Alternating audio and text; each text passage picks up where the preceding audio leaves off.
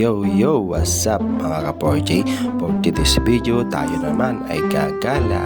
So, andito ako ngayon sa Maliko, San Nicolas, Pangasinan. Isa ito sa magandang tourist spot ng San Nicolas, Pangasinan. Ito ay tinatawag na Little Baguio ng San Nicolas.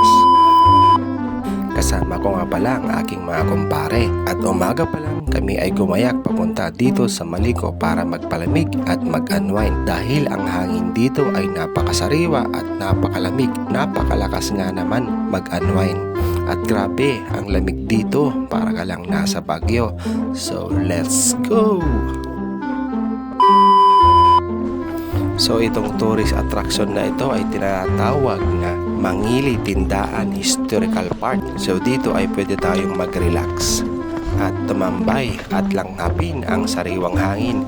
So dito nga pala ay pwede kayong magdala ng tent or mag-rent ng tent at mag-stay overnight.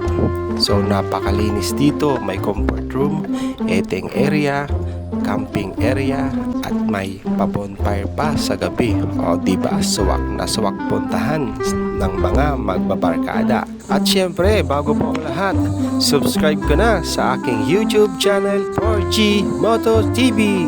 Please like, comment, share at subscribe. And don't forget to click the notification bell